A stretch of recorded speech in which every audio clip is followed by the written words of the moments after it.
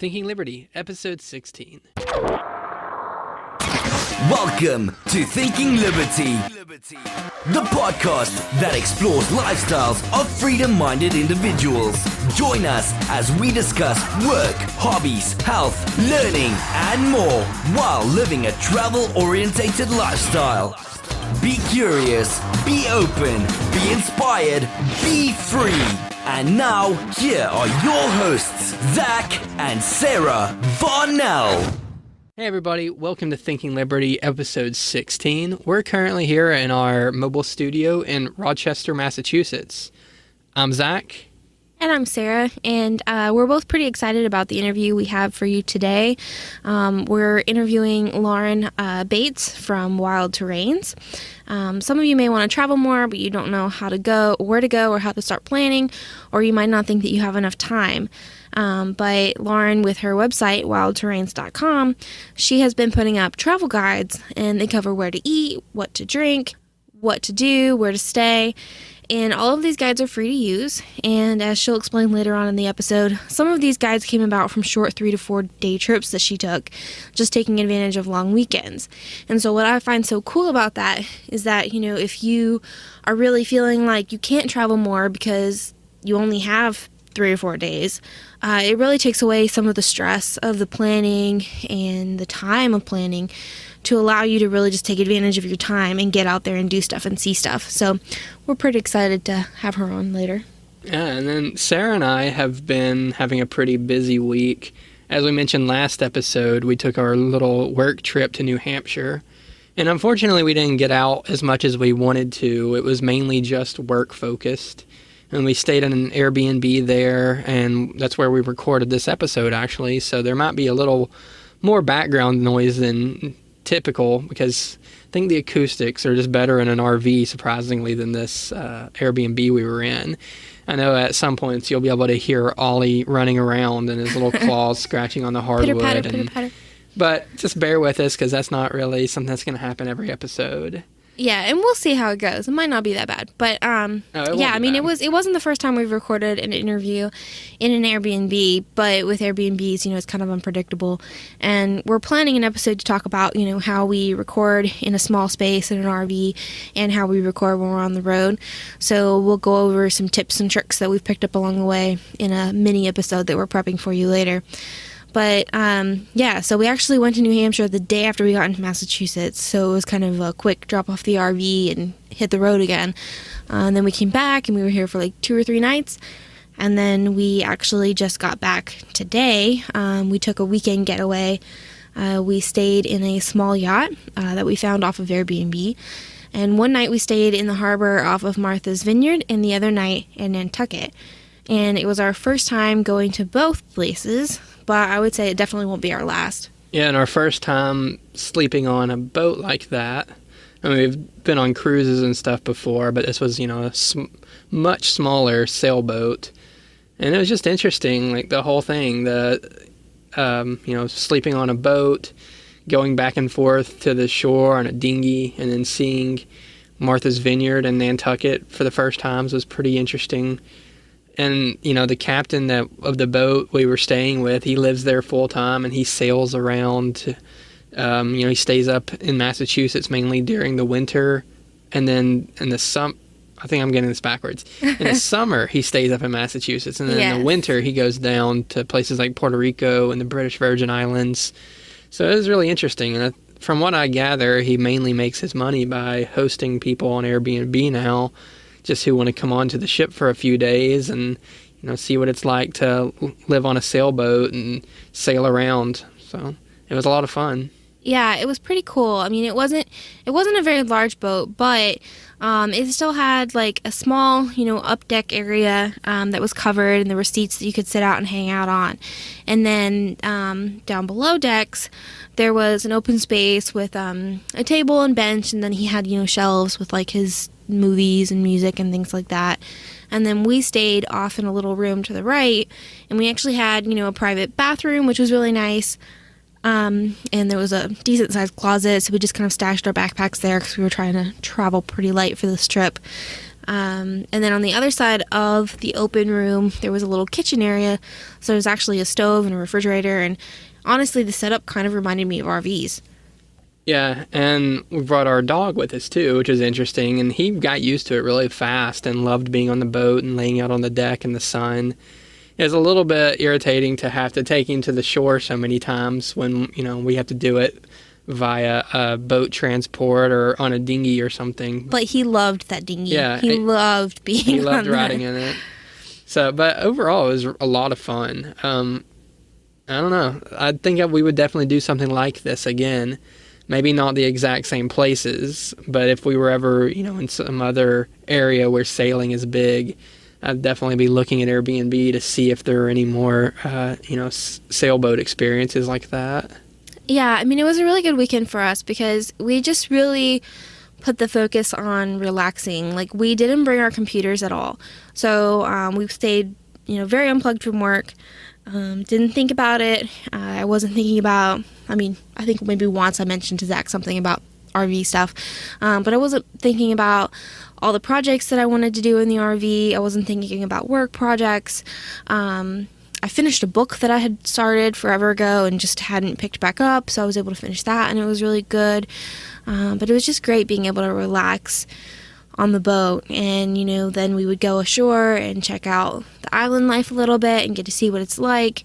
So it was great. But we took a ferry from Hyannis to Martha's Vineyard, and that's where the captain picked us up. And so I don't know, I really like ferry boat rides because it's just, I don't know, there's just something about it. It's like exciting. You're going to a new place and you don't have to worry about getting there. And I also really love it when ferries have drinks for people. And I don't know why, but it's just really amusing to me when they serve alcohol. I have no idea why. But we tried a Cape Cod brew on the ferry. I tried the Beach Blonde Ale. Did you try the same thing? Or did you? Red Ale. Yeah. So it was just really cool. We got to relax and sip on a beer. And, in an hour we were there.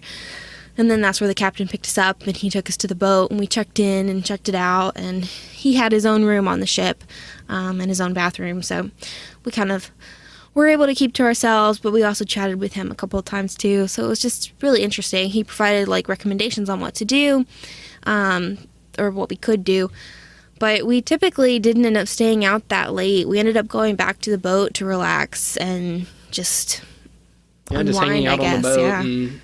Yeah. And that was a lot of fun. I liked, visiting the islands and seeing new places, but just being able to relax on the boat was probably the best part of it all. And like you said, being away from the RV even for a little bit was nice because, we didn't have our laptops, so we couldn't do work even if we wanted to.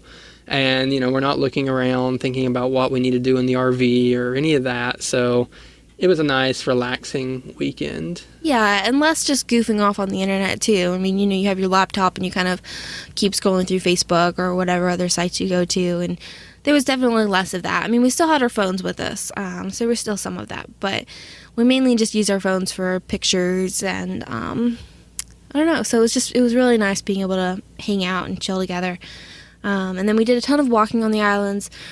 My favorite thing, I think, about Martha's Vineyard, and probably everything we did this weekend, was the gingerbread houses. They were just so cute. For people who might be wondering why we're calling them gingerbread houses, it's just, they really, they resemble little fairy tale cottages. It's just the lattice work, the trim work, the way they're designed and laid out. It's just, they're so cute and so beautiful to look at. And there's this whole cottage village of them. And we actually went to, one of them has been turned into a museum, so you can walk through it. Yeah, a pretty small museum, but those are my favorite kind, where, you pay $2 or whatever to get in, and you look around, the 1 or 2 room museum. And that was fun. And then the lady in there just seemed to know everything about the history of the area. And she told us everything, that gave us the spill, and then was able to answer any questions we had before we looked around and got to tour one of the old gingerbread houses. Yeah, and it's just cool because apparently they started out as tents because it was partially during the revivalist movement. So the Methodists were coming over for camp meetings. And so in the center is where the preacher would be, and that's where everyone would go to meet for prayer and studying the Bible. And then they would go back to their little tents, and they would decorate them with flowers or fabric, lanterns, things like that. And then over time, they started building them into small one-room buildings, and then it grew into like 2-room buildings, and then some of them got second floors. And I think now they're not allowed to make any structural changes anymore, but they can still paint them whatever colors they want. So it's just, each one is unique, and it's just a lot of history and really cool to just walk through them. I kept joking that Zach was going to have to buy me one of those houses, and he kept saying, fine, I'll buy you an actual gingerbread house. But then we found a little Christmas ornament, and it's just this little tin, 3D dimensional, model of 3 little gingerbread houses next to each other. So he actually bought me 3 gingerbread houses. It counts. So that was my favorite thing about Martha's Vineyard. And they actually do an illumination every year where they decorate all the houses with lights and lanterns. And I think I read that it started in 1839, or I don't know. Don't quote me on that year. But definitely a long time ago. And we missed that by 1 day, but we'll go back some year and definitely check it out again. So we haven't had much time to do much exploring of Massachusetts other than that, but we're here for 1 week, and then I think, as we mentioned before, we're flying into Atlanta because I have to be on site for work, and then we're staying for DragonCon. And we mentioned that last episode, so if you don't know what that is, have a listen, or at least check the show notes from last week's episode 15, and learn a little bit more about it, because it's a really cool event. And then we'll have 1 more week in Massachusetts, and then we're headed to Maine, which we're very excited about. Yeah, and this trip had gotten us so jazzed about going on ferry rides that I was looking up ferry rides for Maine. And I saw there was one that goes to Nova Scotia, but unfortunately it's 6.5 hours long. So it's probably not going to be a realistic weekend trip for us.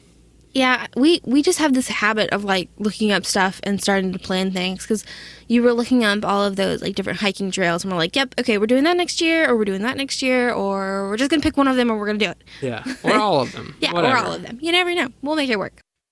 So that's our update from the road this time. Let's go ahead and go into the interview with Lauren Bates from Wild Terrains.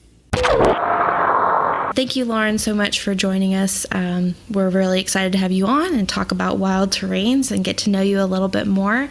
To start, do you want to just give a quick introduction and tell us a little bit more about yourself?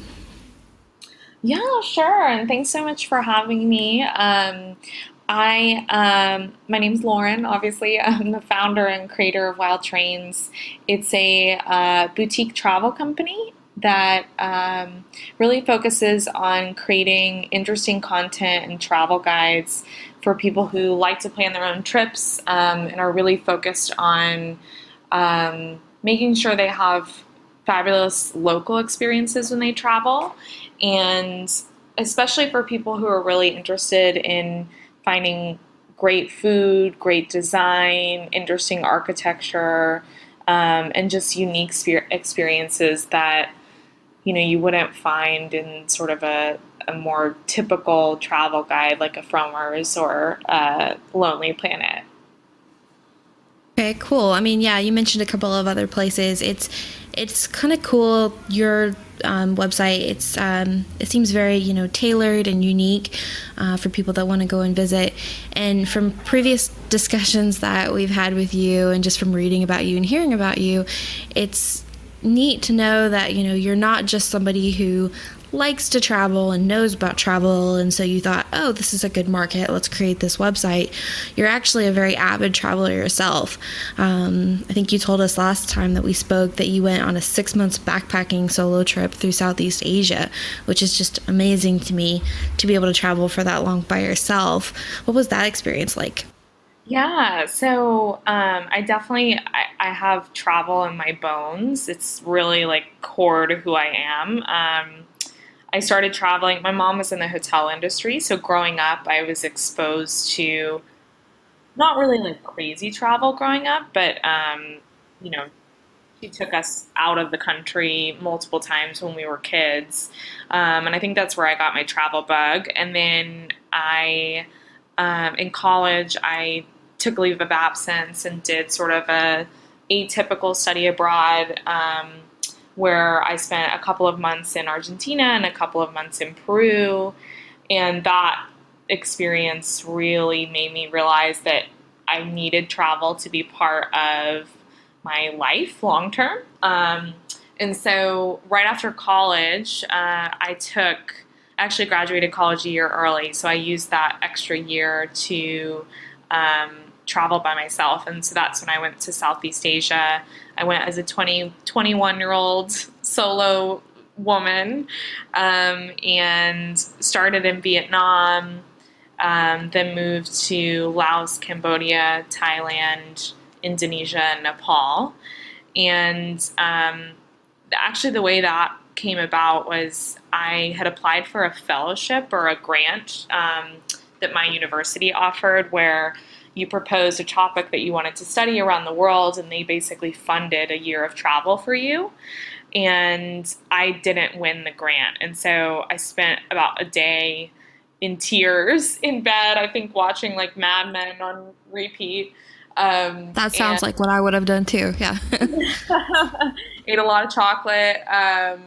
And I think it was a friend just said to me, well, why don't you just do it on your own? And so I took this whole proposal that I had made. I was interested in learning about women's issues around the world. So, not just sort of the standard issues we hear about, but education, health, violence against women around the world. And so I still was interested in that topic. And so I basically crafted my own trip to sort of research that on my own. And at the time I had a blog called Skirting the Limits. And that's where, this was like pre-smartphone days. So Instagram, I think if it existed, it was barely, no one knew about it. I was traveling with like a barely functionable BlackBerry. And so I just kept this blog that was basically just text with some images that told the story about all my travels.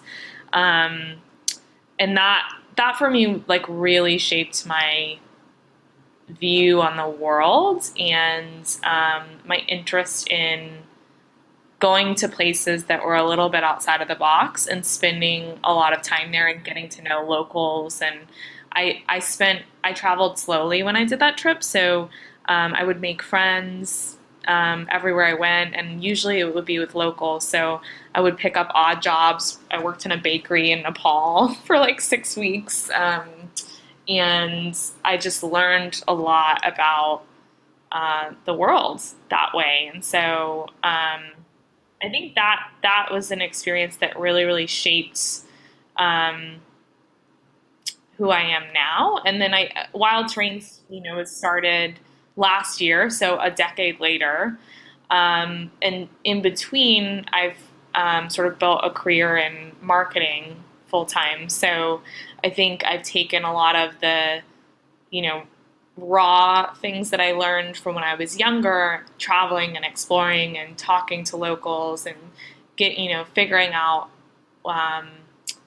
how to find those unique destinations, and then also taken my sort of more vocational training in marketing and content creation and creativity and branding. And I think those two things are kind of what collided and really made me want to start Wild Terrains. And so when you go to our site at wildterrains.com, I think you can really feel that there's a lot of thought put behind the branding and the content and how it's all laid out and what type of information we're providing. Yeah, that's awesome. That's a really interesting and unique background story for Wild Terrains, I think, too. You said a bakery in Nepal. Did you come away with any cool or new recipes for you? I don't know. They were baking very basic things. It was in the mountains in Nepal, so the ingredients were very, very sparse. I think more so I'm still friends with the women that worked there. So I'm friends with them on Facebook. We comment on each other's photos. We couldn't have more different lives at this point, but I think that it just created a bond with those women that I still have today. So how are you able to travel now that you've settled into your career more and you're not just able to vagabond around? Yeah, that's a great question. So when I was younger, I really just took, the standard vacations that, everyone takes their 2 weeks every year. And I would just go to places that I was really interested in. Um, I, I now work in a startup. And so I think one of the things when I was out of college and after that trip in Asia, I ended up working for a giant corporation. And, I think that giant companies are good for some people, not for me. I learned that very quickly. There's a lot of rules, and I don't like rules. And so I ended up gravitating to the more startup-like companies, and since that change, I've stayed in startups. And one of the really wonderful things about working in a startup, but also working in marketing, which is mostly done digitally now, is you can really do it from anywhere.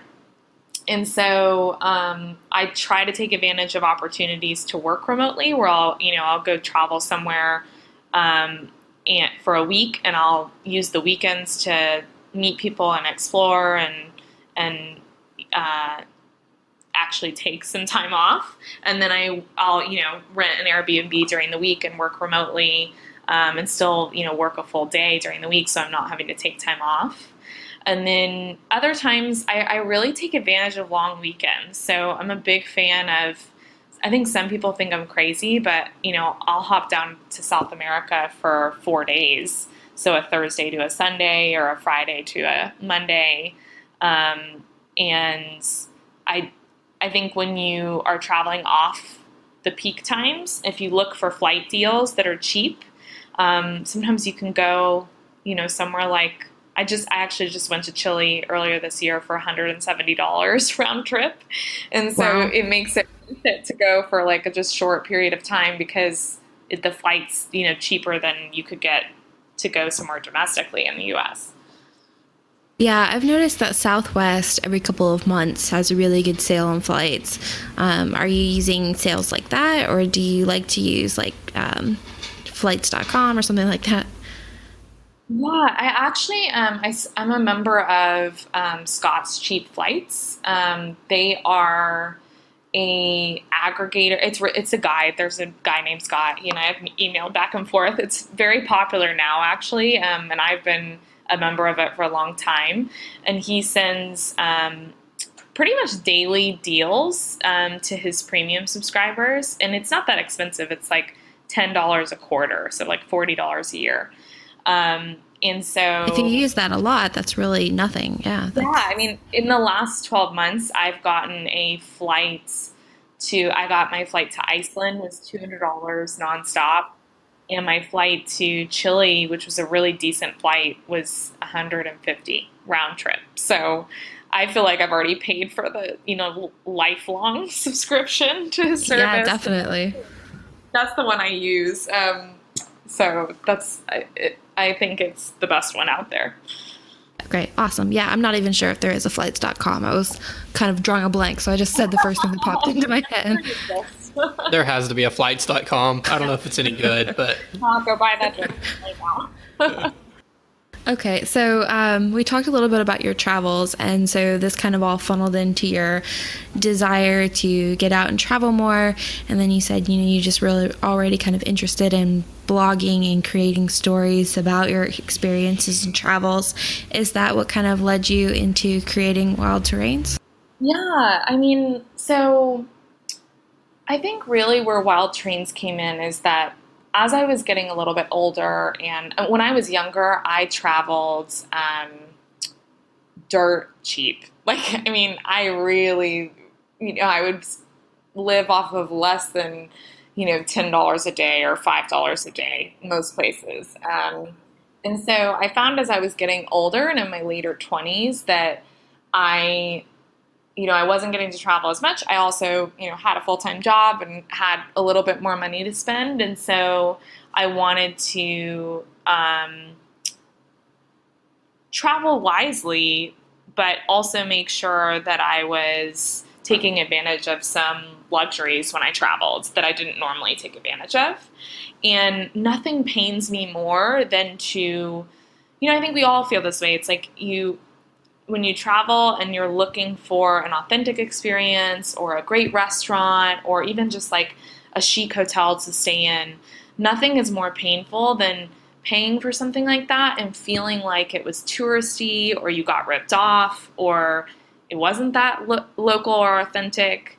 And so one of the things I started doing when I was planning my trips is, and I have the patience to do this, I know not everyone does, is I would just do so much research before I went somewhere to plan a 4 or 5 day trip. And I would, all sorts of ways, looking at articles and magazines and looking at what Instagram influencers that live in those places were posting about, look at what, some more like-minded travelers online were talking about, reading architecture and design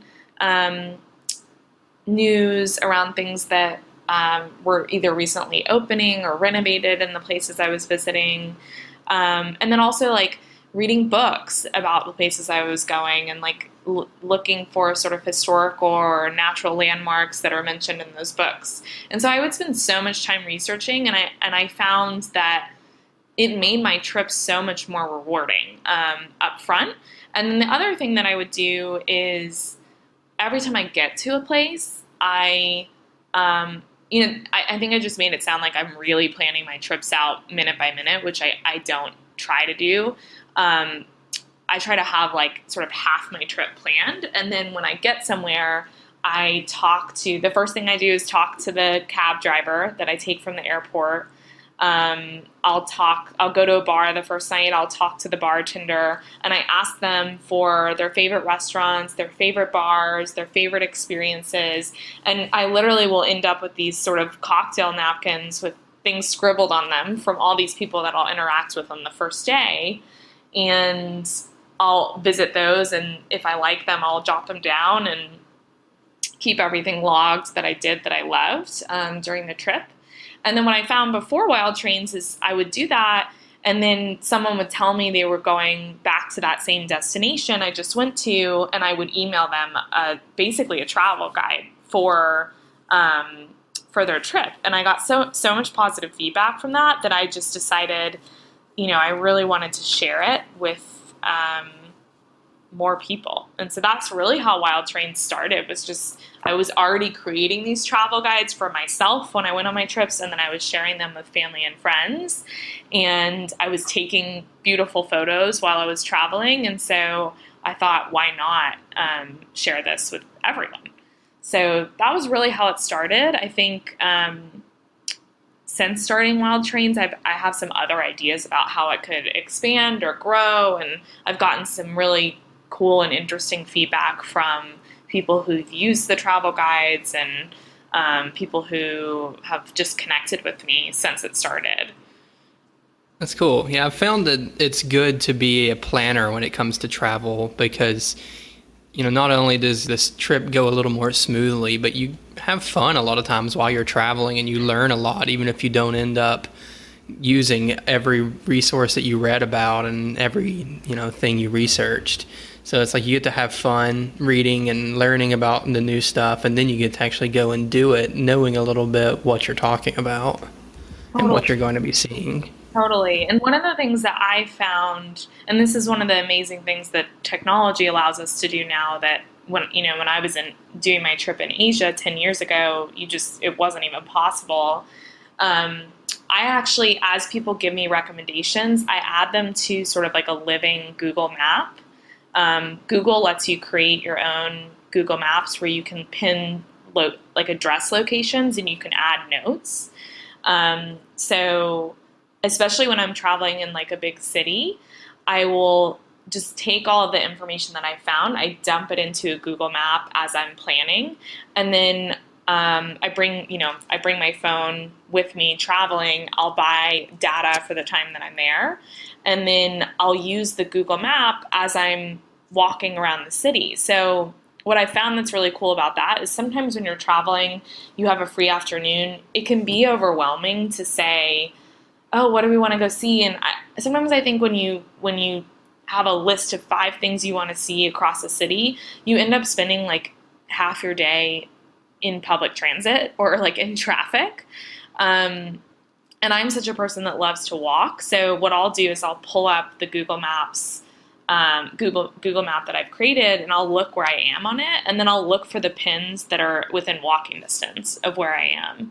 And so it'll like I've done it the last couple of trips, and it's been really awesome because the moment that I feel like, oh, I don't know what I want to do next, I'll just look at that map, and then I'll have an afternoon full of stuff because everything's within walking distance. And then it allows you to kind of focus on one neighborhood or area per day, and the next day you can go to a different area, and you get to see way more stuff that way.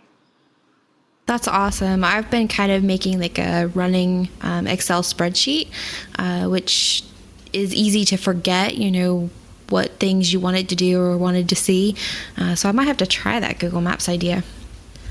Well, and pro tip is you can upload an Excel spreadsheet to Google Maps. So if you have an address column in it, it'll just upload all of your stuff and upload all the pins automatically. Oh, wow. Well, that's going to be an afternoon project one day soon. So for people that aren't like super extroverted, but they want to get out there and they want to travel more and they want to experience more like, of the local culture and the local flavor of wherever they're going, do you have any tips or advice on how to interact with people and start opening up conversations? Yeah, I think it really, it depends where you're traveling, right? In a lot of places, there's going to be a language barrier with some of the locals. So for me, I speak fluent Spanish, so that opens up a lot of the world to me to be able to communicate. The biggest tip that I tell people, I'm a big proponent of solo travel. I think if you're in a group of 2 or more, the best way to meet people is to just approach other groups while you're out, or talk to your cab driver, talk to your bartender, talk to people that are sitting in the lobby of your hotel. I think it's actually a lot easier if you can get over the sort of scariness that I think a lot of people have with traveling by themselves. I think it's actually a lot easier to meet people and have interesting conversations if you travel by yourself. And my number one tip if you're traveling by yourself is it's tempting to avoid eating out at restaurants when you're by yourself because it feels like if you're sitting at a table for 2 or 4 and you're by yourself, it feels kind of lame. But if most restaurants have a bar that you can eat at. So and I found that all the solo travelers will go sit at the bar. So sit at the bar, talk to your bartender, talk to the people next to you. And I've made so many friends that way. And I'm extroverted, but I'm not the most outgoing person, especially if I'm by myself. And so that's probably my number one tip is like, don't be shy about going out at night. Don't be shy about going to dinner by yourself, but eat at the bar and then just strike up conversations with the people that are next to you and see where that leads. Cool. So each of those travel guides, are those a place that you've been to already, or are some of them just created from research? Everything on Wild Trains, I don't put anything on Wild Trains that I have not actually done myself. So you won't see, like every hotel that's recommended, unless it says that I haven't stayed there, which I think maybe there's only 1 or 2 that say that. I've actually slept in the hotel. Every restaurant, I've eaten a full meal there. Every bar, I've sat and had a cocktail. Every experience, I've driven, walked, hiked. So I'm very, very, every store I've like actually gone in and shopped and bought something. So it actually, I don't know if it's fair, but I find it sometimes frustrating when I'm looking at other travel sites and I see people recommending places they haven't been, because I just think that you lose some credibility in that way, because I just would never want to recommend something that I haven't physically tried or done. So yeah, every travel guide is somewhere I've been to, and everything listed in it is something I've physically experienced. And actually, there's quite a bit that I do on those trips that don't make it into the travel guides because I have a really um, sort of harsh standard for what I put in there. I'm very picky. So I probably do about double compared to what's listed in the actual travel guides. That sounds like it's a really cool way to chronicle some of the highlights of your travels too, plus offering these as a service to other travelers. That's really cool. Yeah, it's super fun. So one thing that we've noticed is that several of your guides seem to focus on Mexico, and I think this probably goes hand in hand with what you were saying about planning 4-week or 4-day trips, to really maximize your 4-day weekends and take advantage of that time.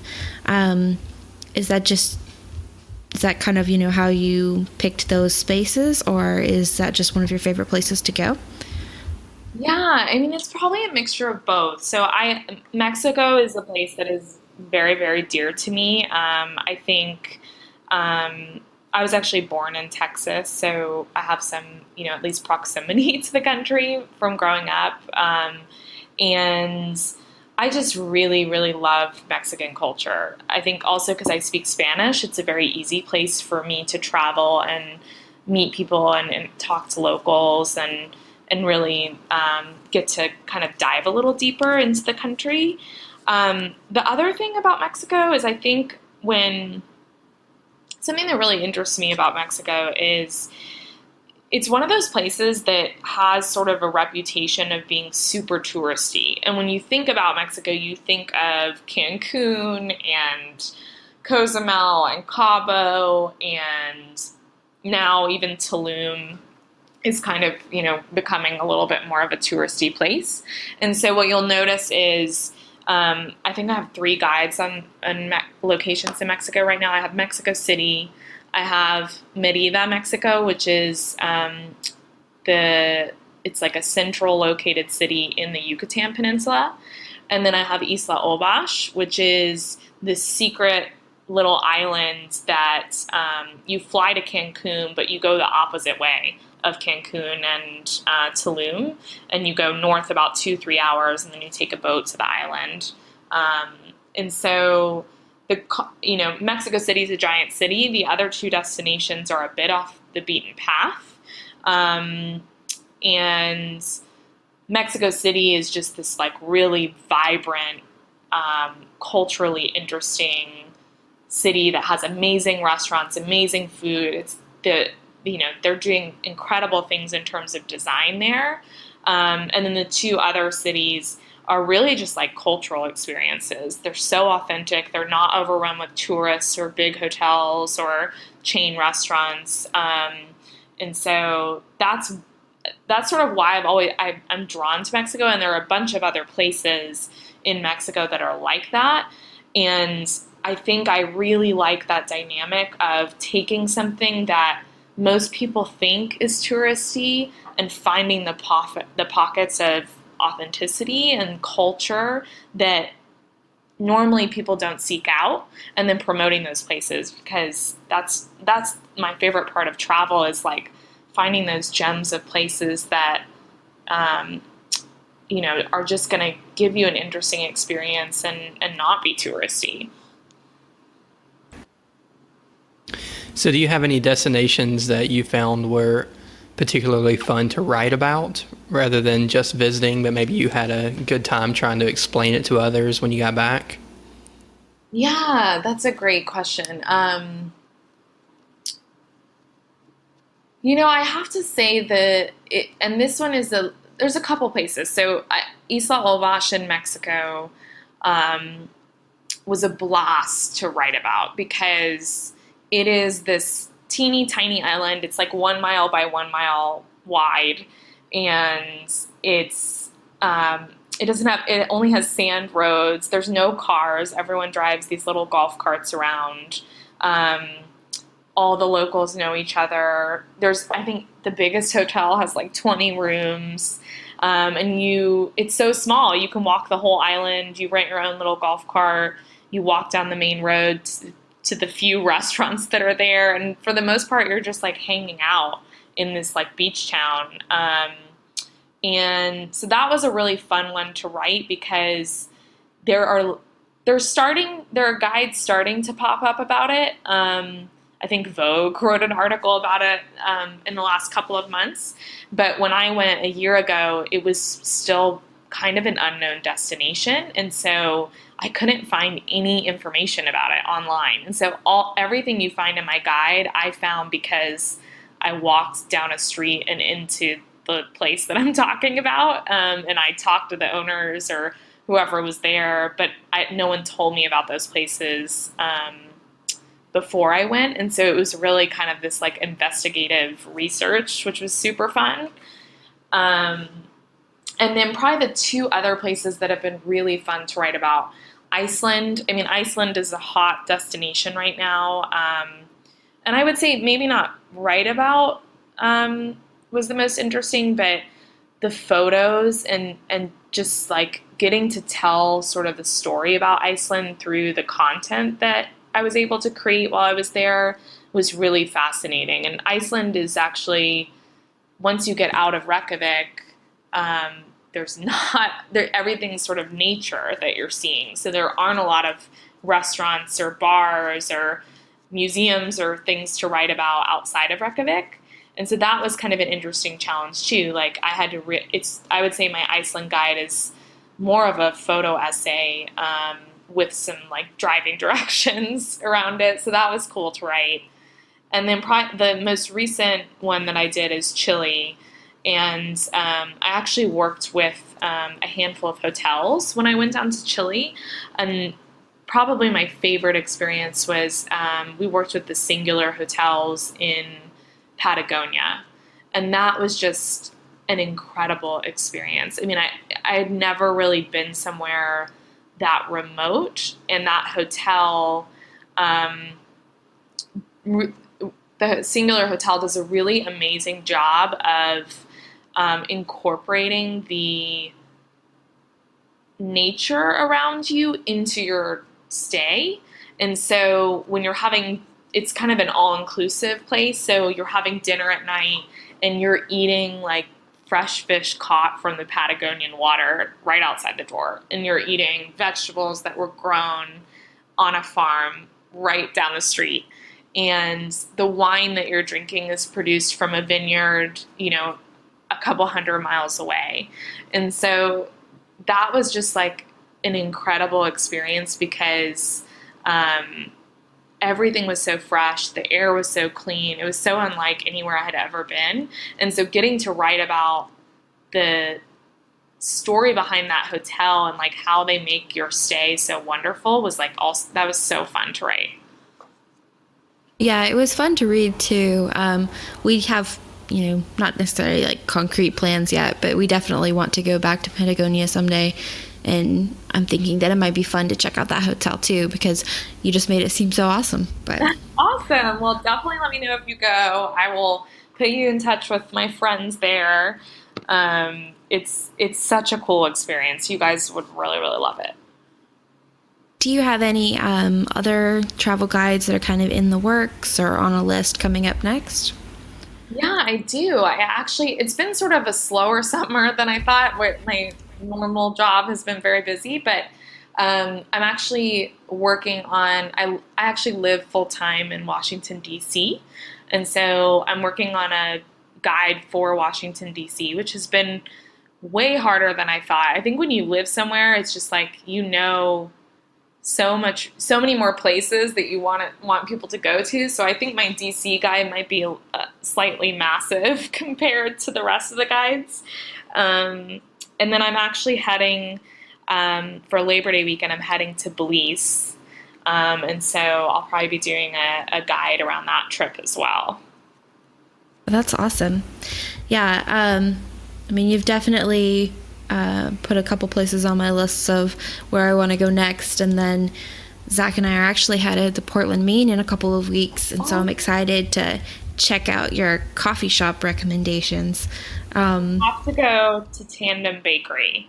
It is like, it's the cutest thing. It's built into an old gas station, and the picnic tables outside are like where the old gas pumps used to be, and then the old, I don't know if it was like an Exxon or something, but the old kind of convenience store is where the bakery is, and her baked goods are just to die for. I mean, you will gain 10 pounds in like one sitting, but you will be the happiest human alive.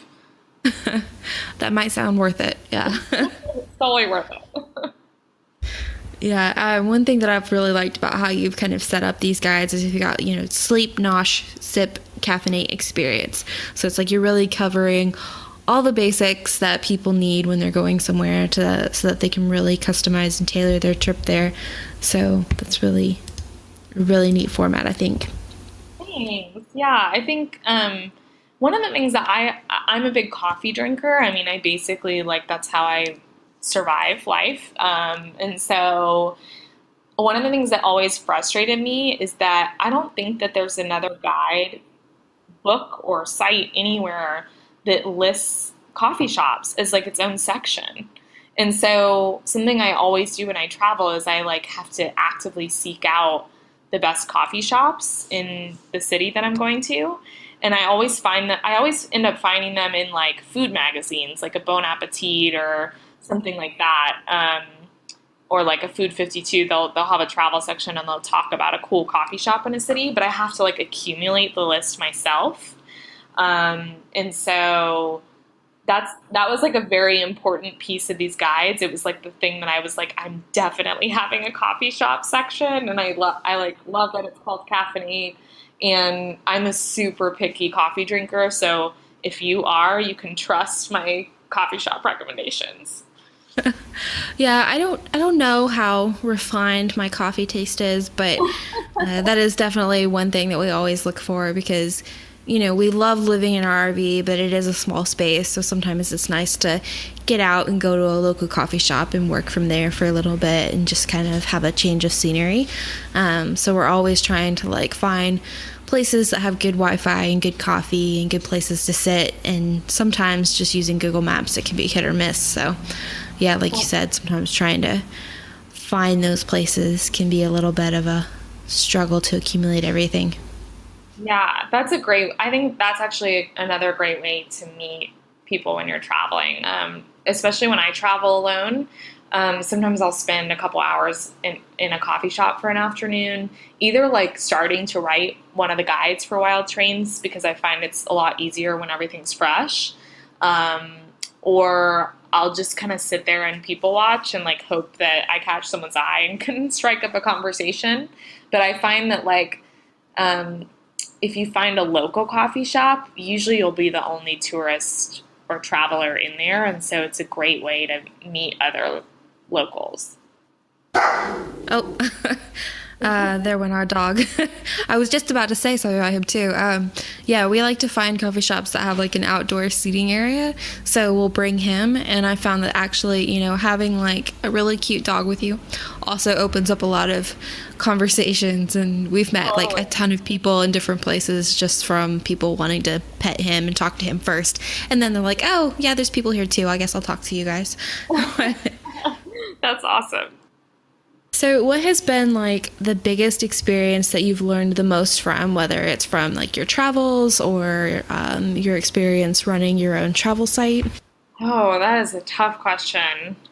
I think something that I actually had the idea, and I should have known this. I currently work for a startup called Urban Stems, and I've been here since the beginning. And so one of the things I learned early on at Urban Stems is like you can't, when you're launching a startup or a new business or trying to just test out a new idea for a product, you can't wait until it's perfect to release it. Like if you do that, and most people I think that are visionaries or creatives or idea people, they're very hesitant to release their idea into the world and get feedback until they feel like it's perfect. And so there's this, the rule of like 80-20, right? So you get something 80% of the way there and then release it, because it's going to take you just as long as it took you to build the 80% of the way there. It's going to take you just as long to do the other 20%. So it's not worth the effort for the 20%. And so interestingly, I already knew that from having worked in startups, but when I was thinking about launching Wild Trains, it took me about a year before I released it. So I really, really was like just kind of nervous about releasing my own thing, and nervous about what it was going to look like and what the colors and the fonts and the logo and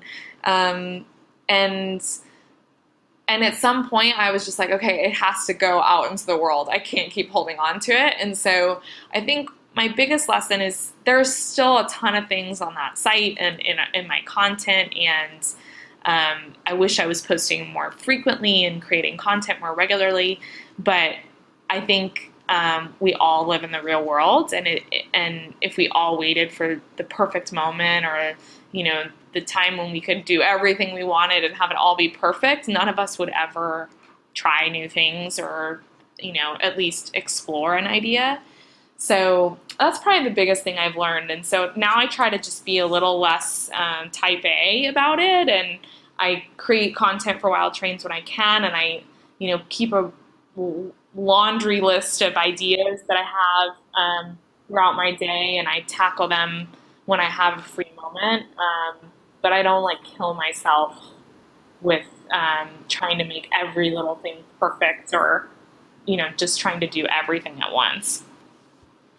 Yeah, that's great advice and great words to live by. I mean, you're so right. It's just so easy to be self-critical of the things that you're doing in your own projects, and like you said, you want it to be perfect before anybody else hears it or sees it or reads it, but yeah, at the end of the day, you have to remember that nobody else is going to be noticing the tiny things that you'll notice, and just kind of at some point put your effort out into the world. And I think you've done a great job so far. I mean, I definitely think it's a great resource for people, and I'm excited to keep watching and see what new travel guides come out, and to start using some of these myself.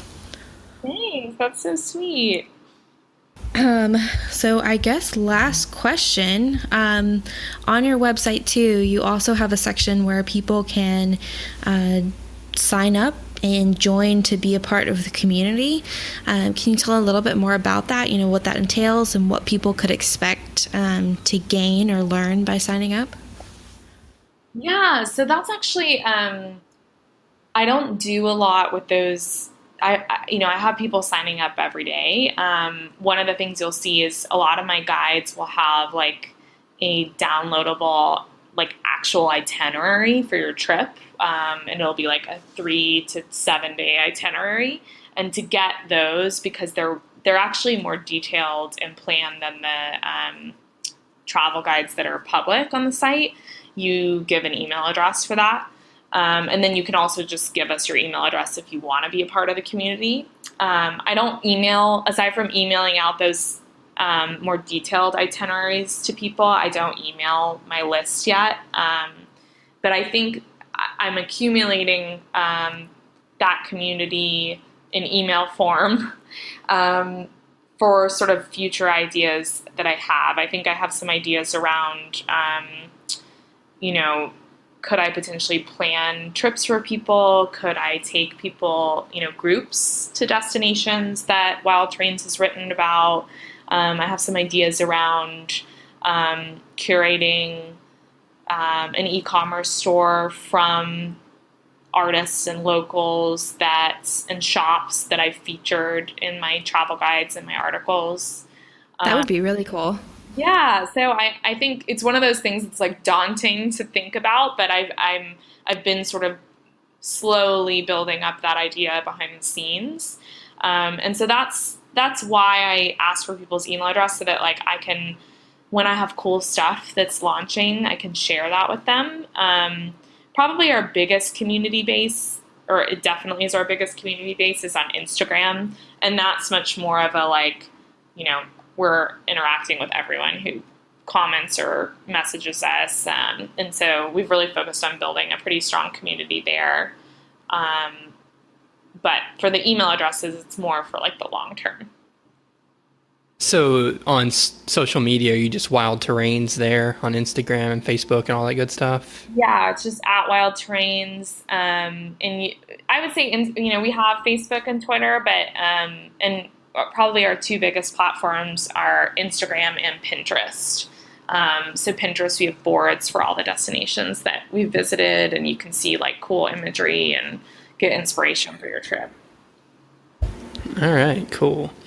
So I actually had one last question. So if you had one piece of advice for somebody who maybe already is settled into their career like you are and have a full-time job, or maybe more than full-time, what advice would you give them for a way to balance that and still keep travel a priority?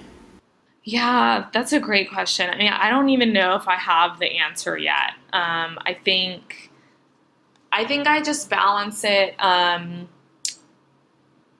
It's like depending on what's going on, I'm balancing it in different ways. I ended up having a very busy summer with my full-time job, and so I haven't really gotten to travel as much as I normally would in the last couple of months. But in the spring, I had a couple of opportunities to take trips, and I scheduled them in advance and made sure that I was, everyone was cool with it, and I was, had all my work done before I left.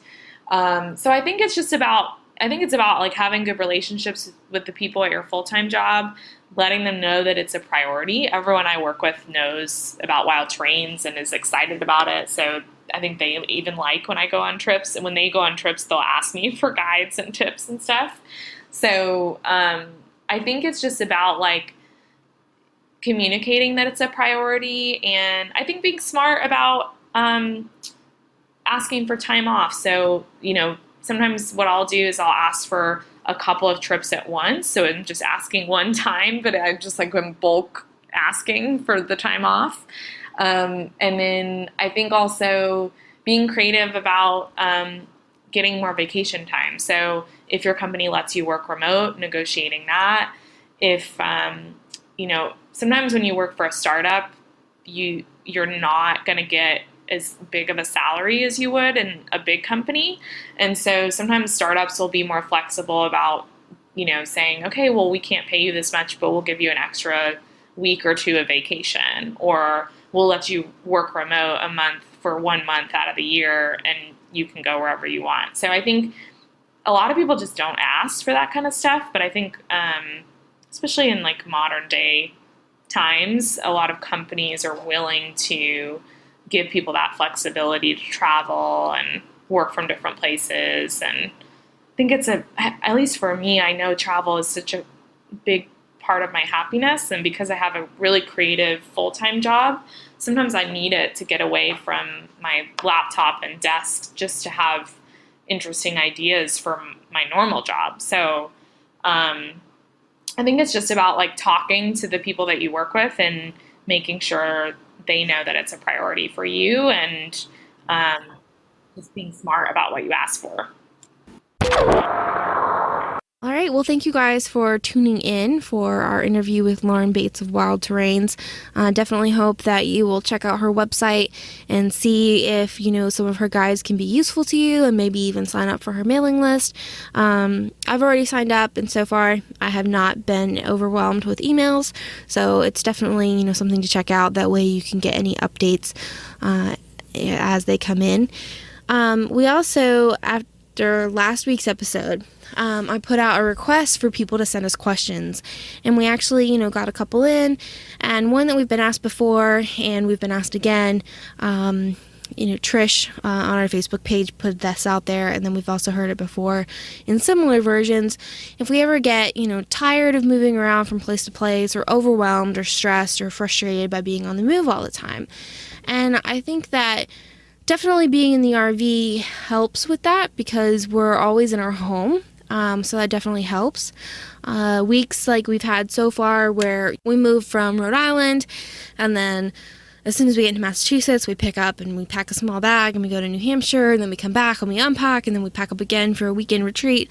Those can get tiring, but at the same time, it's just keeping in your mind, that it's the journey and the experience and the destination, and that's everything, combined. And that's what makes travel so exciting, is each thing can be an adventure if you just, have the right mindset. And so, we try to find interesting and fun things to do, and we also try to not beat ourselves up if we need a day to relax. I mean, we definitely have days where we don't do anything other than, work or household things, and we just relax and we just do, me stuff, or, it's so you can't put too much pressure on yourself, I guess, is the thing.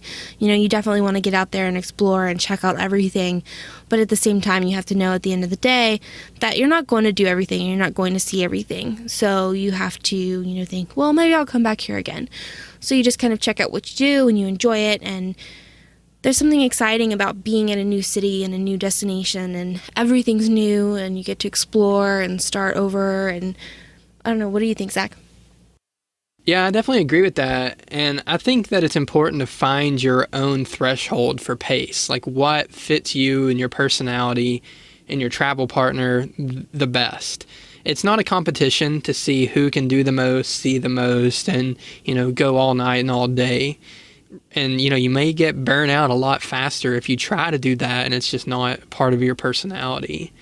So I think, it's completely fine to take it more easy, even have a few 0 days, just, relax and take it slow, and know that you'll probably, if you make it a priority, be able to get back to where you are, whatever destination that you're seeing. If you don't get to see absolutely everything, you can always come back. And it's better to just tell yourself, hey, we'll be back, we'll do all this other stuff that maybe we didn't get a chance for this time, than it is to burn yourself out completely and maybe not be as interested in travel because it could be too hard if you're trying to go at a pace that's not your own. Yeah, and I mean, definitely make a list of the things that you want to do and that you want to see and check out. And, as you have time and as you're there, check some of them off, but be okay with the fact that some of them might still be on there. And if you run into people who are like, oh, you should have done this, you didn't really experience the city if you didn't do this, say, oh my gosh, that's great. Thanks for that suggestion. I'll put it on my list for next time. And don't let it bother you. You got to keep your travels, and just keep experiencing, keep getting out there. And if you're starting to feel tired or stressed or overwhelmed, so maybe slow down a little bit. I mean, that's one thing that we've done too, is we're always ready to say, okay, let's stay here longer if we need to. We haven't done that yet, but we're talking about maybe we might do that in Maine because there's just so much there that we want to see and do. We did it in Pennsylvania a little bit. Only by that's a right. day. We've done that a couple times. Because you wanted to go yard sailing, so... Yeah, and we did it that one time. The first time we stayed at Tammy's, actually, we had planned to leave the week before, and then we... my Uncle John, Paul, and Aunt Tammy were like, yo, you got to come stay at our house. So that was the first time, and it was great. And so we've made that kind of a tradition now for our visits. Yeah. Yeah, I definitely think that's how we keep from getting burnout and keep from getting tired of traveling. Like, we definitely get tired. I'm tired right now, and you might notice I was tired during this interview that we did too. But I'm not tired of this type of lifestyle and of going and experiencing new things. And I think that's because of the somewhat slower pace that we travel at, where we're going to stay places for at least 2 weeks typically. And, we like to stay places even longer, up to a month or more. So. Yeah, I mean, it just really depends on where we're going and where we want to get to. And I think for the most part, we've always had a deadline of when we needed to be back somewhere. So, our moving schedule may even get slower after this winter. But you never know. I mean, life changes all the time, and you have to be flexible and go with it. And that's one of the nice things about being able to pick up and move whenever you want to, is you can be super flexible, and you get to take your home with you. I mean, yes, true, we do sometimes just take the car, we just fly somewhere, and so we're not taking our home with us. But then we get to go back to our home in a new city that we're still getting to explore. So there's a little bit of that excitement there with it. Yeah, we're not having to restart from zero each time. So again, be sure to check out Lauren's website at wildterrains.com and follow her on Instagram and all of her social media accounts where she's Wild Terrains on there. And also give us a follow on Facebook and Twitter at facebook.com/listentl or search Thinking Liberty on there. And we're at ListenTL on Twitter also. And the show notes for this episode, for anything that we talked about or Lauren talked about, any links or resources, will be at thinkingliberty.com/16. So be sure to check that out. And also, just if you have any friends that you think might benefit from hearing this interview or seeing Lauren's travel guides, just share this episode with one or two people who you think might be interested to hear about, the cool places in Mexico she's been, or the travel guide for Portland, Maine, which we'll be trying out here very soon. And we will definitely report back on how it went, too. Yeah. So I think that's it for this time. We'll see you next week. Yeah, thanks, guys, and keep the questions coming in because we love answering them and talking to you guys. Thanks for listening to Thinking Liberty. Subscribe to the show for free on iTunes, Google Play, or Stitcher at thinkingliberty.com. You'll also find detailed show notes pages, articles by Zach and Sarah, and more. We'll see you next time.